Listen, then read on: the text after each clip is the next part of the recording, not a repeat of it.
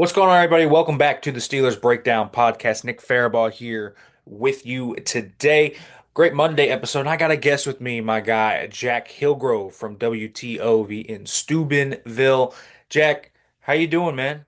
Nick, thanks man for having me on. I appreciate it. I have you on quite a bit on the shows that I do on 93.7 The Fan. So I'm very happy to return the favor. Thanks for asking me, man. Yeah, no problem, man. I do go on Jack's show on 93.7 The Fan. I feel like I'm on with you, Bechtold, Mackey, and Donnie football all the time Yep. nowadays.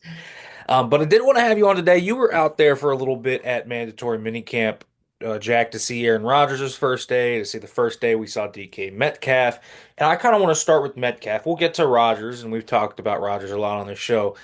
But Metcalf, to me, I mean, what were your first impressions just when you saw DK running routes? Isn't it crazy to see a guy that size at wide receiver? Yeah, especially because they weren't in pads. I think I pulled you aside. I think I pulled a couple of other folks on the beat aside. Like, you believe what this guy looks like? And they aren't in full pads. He looks almost like Darnell Washington, and he's a wide receiver. And you watch him fly around a little bit, run over the middle, make catches, and then turn on the jets into open space, man. There's a lot to like there. I just worry a little bit from the aspect of things that, like, when he was in Seattle, he was Batman and he had a pretty darn good Robin for the most time too. Whether that be Tyler Lockett in his prime, whether that be Jackson Smith and Jigba as of late. I just worry because it seems like, and everybody's talking about the idea of the Steelers going out and finding another wide receiver. It was the Brandon Ayuk saga last year. There have been a couple of names thrown around in draft or in free agency and trades this offseason. And I just don't know that it's really high on the Steelers' priority list to go out and get a pretty darn good or a comparable number two wide receiver for this offense. I think they can compensate with multiple tight ends. I think Pat Fryermuth's role will continue to increase in this offense, and that they don't need another wide receiver opposite of DK Metcalf.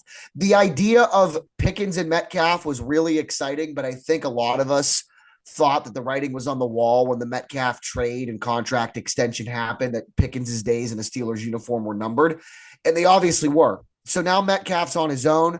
He's really on his own as the lone big time wide receiver on a team for the first time in his career. And that's, I think, something to keep an eye on. Obviously, we've got a ton of time to get to that, training camp, preseason, all that stuff. But I think it's definitely something to keep an eye on. It is. I do think they're going to try and add somebody, and we'll see. My gut feeling and kind of what I've heard points a lot to Gabe Davis being that guy or the guy that they hope picks them. Vetman could be a big-bodied blocker, downfield threat. A lot of boxes checked there with Gabe Davis and what he can do. So I would understand that. So here's the thing with DK, and the reason I want to talk about him was because his presser on Wednesday, Jack, was so detailed. And what I saw from him for 3 days was really encouraging. I touched a little bit on this on Friday when I was talking about DK. His effort in practice was awesome. It was like Jalen Warren-ish. And Jalen Warren runs out every single rep, no matter how meaningless it is. He mentors the guys. He goes up and talks to them. DK Metcalf was a positive multiplying force at practice. You saw guys running with DK and Jalen. Like there was a culture thing, and all the wide receivers throughout the week started running to the end. Like you saw the leader do it, and then everyone started doing it. I thought that was really impressive. And then, Jack, I believe you were there. Were you there when he took Joey Porter Jr. aside and started talking to him in seven shots? I did not see that. Was that Wednesday? Yes, that was Yeah, one. I was at Oakbon on That's Wednesday, right. so I was only there for the Rogers stuff on Tuesday. Pesky Oakmont, the Yep. U.S. Open, right? But yeah, so this guy took, basically DK beat Joey on a route, and Joey grabbed him, got called for a flag. And then DK took him aside and said, "Hey, this is what I was doing to beat you. This is how bigger receivers beat you. This is what I studied on your tape when I beat you back in 2023." Because he gave him trouble in that matchup in Seattle in 2023. And so he was mentoring Joey Porter Jr. and talking about in-depth ways to kind of allow yourself against bigger receivers. I love that. We're already seeing a kind of different I think, leadership in that room that you didn't have. And I think having that from DK can be really positive. Now, do they need another receiver? I think they do. I like Calvin Austin. I like Roman Wilson. Do I think they're wide receiver two guys? I don't. I don't think Gabe Davis is either, but I think you can cobble together a kind of conglomerate to kind of be that conduit, right? If you can have Roman Wilson, if you can have Calvin Austin, if you can have Robert Woods, and then you can add someone like Gabe Davis or Keenan Allen, Amari Cooper, whatever, Romeo Dubs and Dontavian Wicks, someone like that. You can add one of those names to that group. Can you kind of cobble together a meaningful wide receiver too, or complements to DK Metcalf? I think you could. And so I think that's where I kind of come down on that. But my observation was, wow, this guy is already having an incredibly impressive cultural impact on the team. And I only saw it for 3 days. So I thought that was really important to see from DK. Yeah, it was definitely a change of pace than the scrums or the pressers with the former wide receiver one. I feel like when I was trying to put together a story for TOV and it featured George Pickens, you had to mash up and butt together like 3 or 4 different answers to questions just to get to 10, 15 seconds is what you shoot for in the TV world with George Pickens. And that obviously was a tough go at things. It's interesting that you bring that up about Joey Porter Jr. I think there were times in 2024 where you saw, I don't want to call the entire season a giant sophomore slump, but I think that there were aspects of the season for Joey Porter Jr. that were sophomore slump like. That game in Washington when Terry McLaurin kind of picked him apart over the middle, I think is a full example of that. Think about how good Joey Porter Jr. was and how much better he got down the stretch as a rookie and how vocal Patrick Peterson was throughout the season and in training camp about being willing to be a mentor to Joey Porter Jr. and how crucial that was for his development early on. I think that's why Joey Porter had as good as the rookie campaign as he did. Now, he might still need a little bit of mentorship. He might still need a little bit of a development from outside of the coaching room at this stage in his career. And I don't necessarily know that he got that last year because Patrick Peterson was gone and boom, you are the bona fide cornerback one. And Dante Jackson was nowhere near the ability to be able to kind of lift him up and be a substitute CB1 at times. Now you throw Darius Slay into the mix. I think he'll be better than Patrick Peterson was when Peterson was in a Steelers uniform, but I still think Slay will be a big time aid to Joey Porter's development. And if you've got a guy like DK Metcalf pulling Joey Porter Jr. aside during mandatory minicamp and helping him along with things from the opposite side of the ball's perspective, I think there's a good chance that Joey Porter Jr. takes a big leap this year. And if DK Metcalf can aid in that process, man, I'm all for it. I agree. I do think part of the focus this offseason was to try and bring in positive role models. I do think Robert Woods, DK Metcalf, obviously Darius Slay. I mean, Slay's going to be a huge help to Jay Boyer Jr., Corey Trice, whoever in that room. Slay's going to be a huge help to them. I do think there was a focus there. And then I think we can kind of tie this back to the draft class, Jack. When you look at the characters of which they drafted this year. When we talk about team captains, Jack Sawyer, team captain, Will Howard, team captain at Kansas State, Dante Kent, team captain, Carson Bruner, team captain. That was their day three picks. But you even look at Caleb Johnson. Listen, Caleb Johnson, extremely, extremely high character player, extremely detail oriented, hardworking. Derek Harmon, very same way, just wired in a right way that they are detailed. They have these leadership profiles, I think, that can kind of that they exude at times. And I feel the same way about their 24 class when you look at it. Frazier is a quiet guy, but I mean, he leads by example. Mason McCormick, I think, if he can kind of round into form and become a real part, has leader written all over him. Troy Faltanu, high character player. There's Peyton Wilson, probably a future green dot three down linebacker for this team. I think that's been a focus of theirs the last 2 years. Now, how do you see Aaron Rodgers fitting into that is going to be the question. I think when we're talking about culture revitalization, because I think the Steelers have been focusing on that. There's been so much kind of new pieces thrust in. You lost Najee Harris, guys that had been the entrenched leaders are gone. And on defense, you're not going to have Cam Hayward there that much longer, 1 or 2 more years probably. So you're kind of going through this cultural reset almost under Mike Tomlin.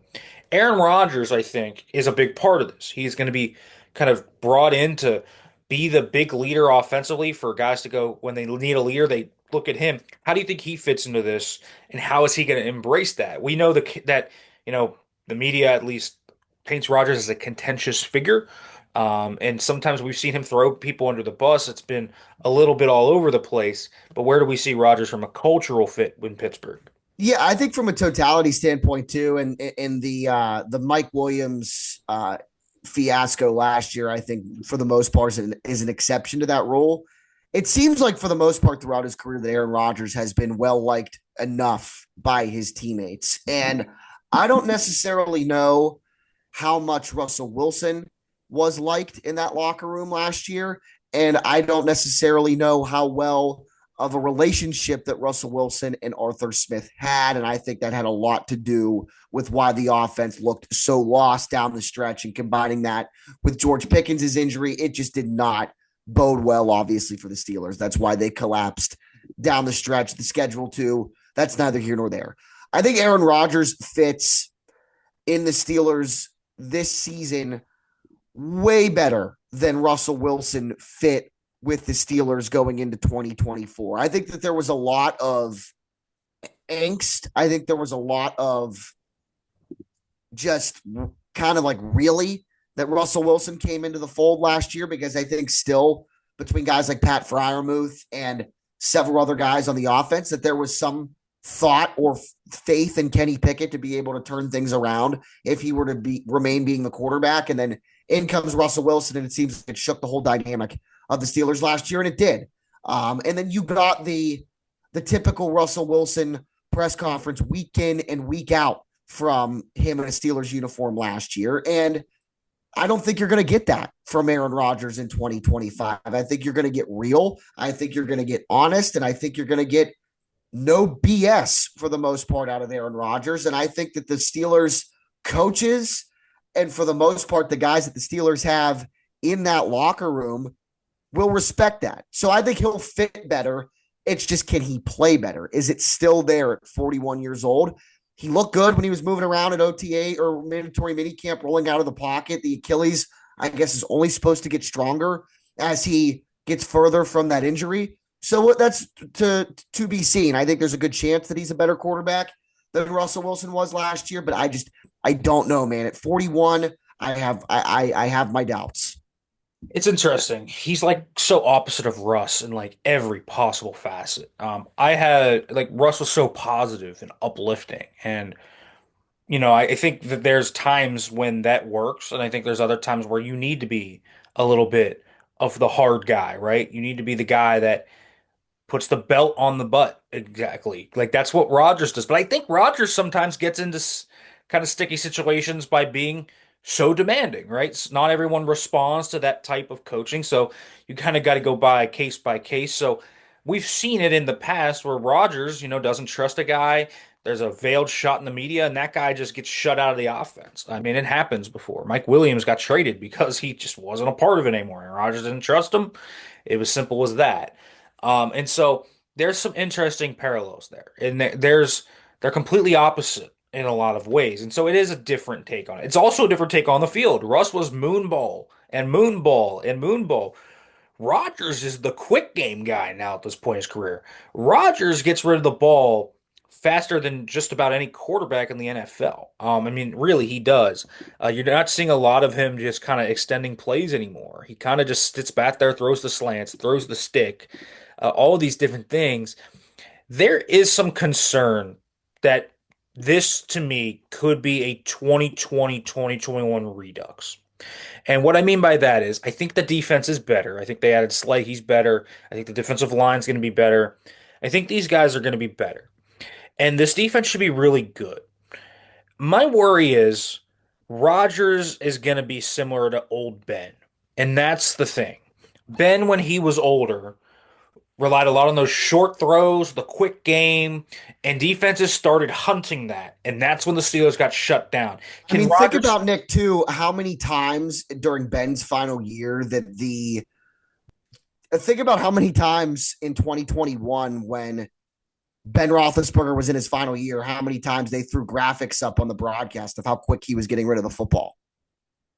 It was insane. I was almost sick of it. But that's what he had to do at the time because, the physical stuff was not as prime Ben had it 10, 15 years before that.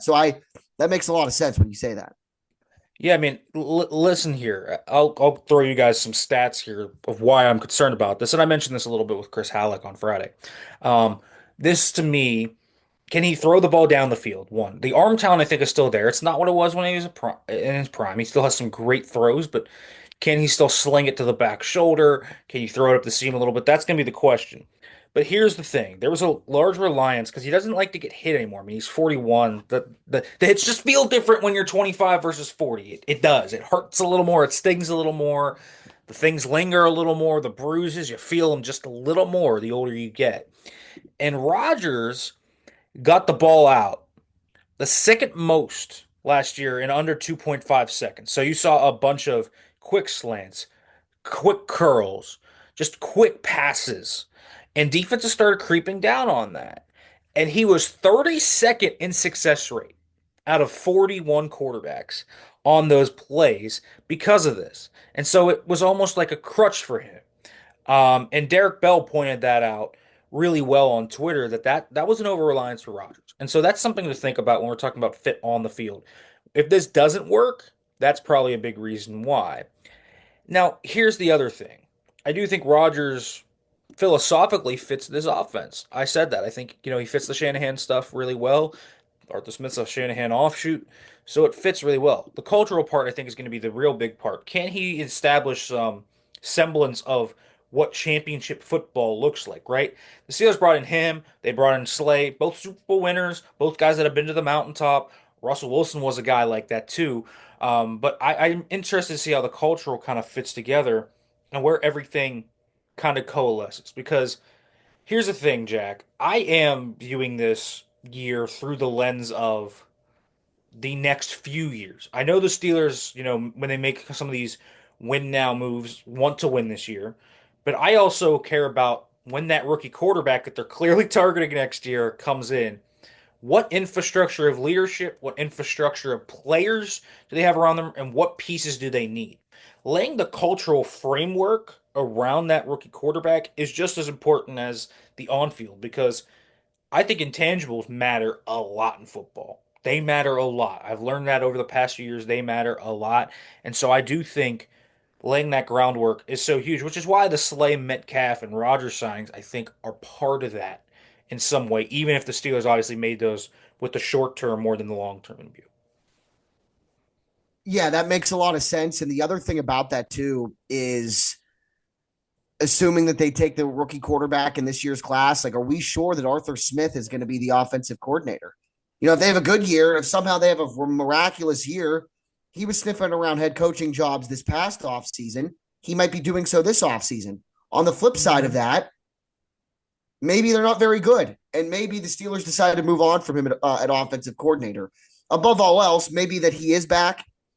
Arthur Smith's a guy that hasn't really had to develop a rookie quarterback, so that is something that is going to happen. Mike Tomlin's 0 for 1 in that regard. So if Aaron Rodgers can come in here and assuming that it is a one-year thing and really, like you said, lay the groundwork for what this offense can be in the future, and who the hell knows, man, maybe Aaron Rodgers has a good enough year and comes back at 42 and they still draft a quarterback. Aaron Rodgers was a part of that as a rookie when Brett Favre was still on the team and was a part of that when the Packers took Jordan Love. So he's used to it from all angles. And at 42, if he's able to have a good year and come back in 26, I think he'd probably be a little bit more receptive to the idea of a young quarterback drafted in the first round. From a mentorship aspect, and like, yeah, man, if I don't play well, then they might pave the way for this guy. I don't know. From an ego standpoint, maybe not, but he's a lot, I think he would be a lot more receptive to it at 42 than he was when the Packers took Jordan Love. And if that's the case, and again, that's a big if, because then you're relying on Aaron Rodgers probably winning what, 10, 11 games, Yeah. turning back the clock a little bit, and probably winning this team a playoff game for them to consider another one-year deal for Aaron Rodgers at 42. So that's a big if. But again, to boil it back down to what you said, it's a big year for not only him, for himself to prove that he can still play a little bit, but for this offense to kind of create more of an identity. Think about how many times Najee Harris questioned the identity of this offense and did so with the LA media when he became a member of the Chargers. So I think Aaron Rodgers has a big time chance to do that a little bit more this year with the Steelers. Yeah, they can establish an identity. That's a huge part of this. Establishing what you are, what you do, and having pieces that you can point to and say that's a cornerstone piece, right? DK, Muth, can you get a few of those on the O line? I only think you have one right now in Frazier. Let's see what Faltano, McCormick, Jones look like. If those three look really good, the Steelers are home cooking. I really truly believe that. So that could be something big. I also think you talk about kind of the idea of Rodgers having the upside play. That is the entire reason they signed Rodgers. He has the ability to potentially be that, but we'll see if he kind of fits into that. When you kind of look at this team overall, you know, I this is kind of a question that I've asked people. Do you see this roster better than last year? I think that's been a big question that a lot of people have asked me, and I do think it is better because I think Slay's better than Jackson. I think the D line's better. I'm sorry to Larry Ogunjobi, great guy. It's not going to be hard to replace him. It's just not. I think that D line is going to be better because I'm a huge Derek Harmon fan. The O line, theoretically, if we're using the progression that they should all take, should be better. Wide receiver, I think has been marginally upgraded, but it needs to be upgraded even more before I call it good or adequate enough. And quarterback, you don't know necessarily if it's going to be an upgrade, but when you look at what Rodgers did last year, I thought he was better than Russ. And so I think that could be an upgrade. So it's like little marginal upgrades. But I don't know if it all adds up to anything more than a 10 and 7 wild card loss again. Like that's my kind of cynical view on the year. Even though I see all this improvement and I see the fit, I'm just not sure it matters, Jack. I'm not sure I count on this team to win a playoff game in the AFC. The schedule's tougher. And I think we'll be able to answer that question. And obviously, hindsight will be very much 2020 at that point. But like, you need to see Aaron Rodgers play at 41 and play in this offense to really figure out if this team is better.